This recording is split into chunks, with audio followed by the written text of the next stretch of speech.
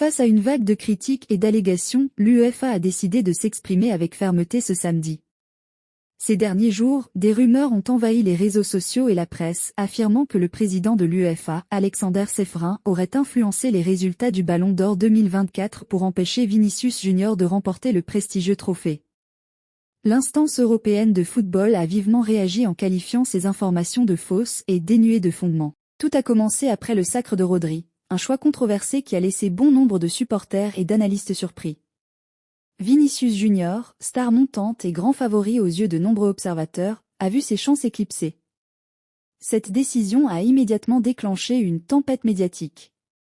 Des accusations se sont multipliées dans certains journaux espagnols, allant jusqu'à prétendre qu'Alexander Čeferin aurait tenu des propos peu flatteurs à l'égard de Vinicius, estimant qu'il ne méritait pas le prix. Ces accusations ont été relayées par la presse proche du Real Madrid, intensifiant la polémique et attisant la colère des fans.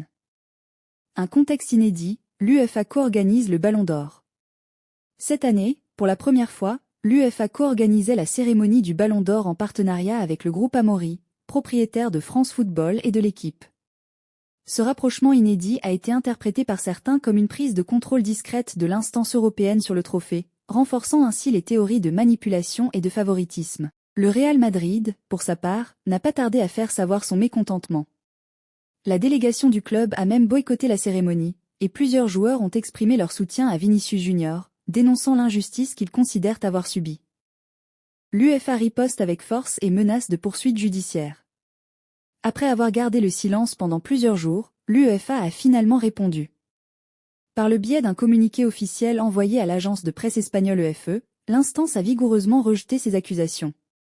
Elle a précisé n'avoir jamais émis de commentaires, ni pris de position sur les résultats du Ballon d'Or 2024, démentant ainsi toute intervention visant à influencer le vote. Nous nions catégoriquement les allégations circulant concernant les prétendus commentaires de l'UEFA sur les résultats du Ballon d'Or. Ni l'UEFA ni son président n'ont publié de déclarations ou de commentaires à ce sujet, stipule le communiqué. L'UEFA va même plus loin en soulignant que ces rumeurs sont totalement infondées et déconnectées de la réalité et avertit qu'elle pourrait engager des poursuites judiciaires contre toute partie impliquée dans la diffusion de ces fausses informations.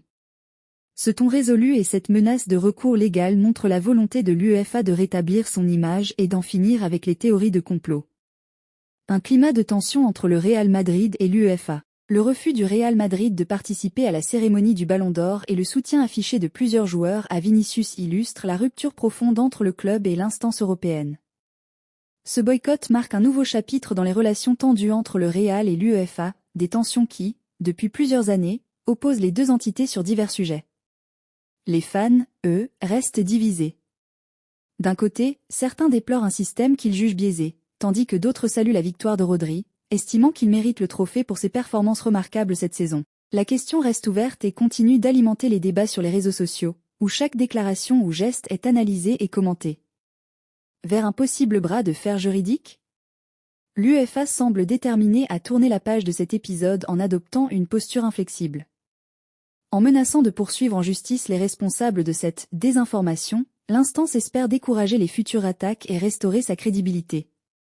Reste à savoir si cette position dissuadera les médias et les partisans du Real Madrid de propager de nouvelles accusations. Quoi qu'il en soit, cette affaire laisse entrevoir des tensions croissantes dans le monde du football européen, où la rivalité et les intérêts particuliers continuent de susciter des polémiques.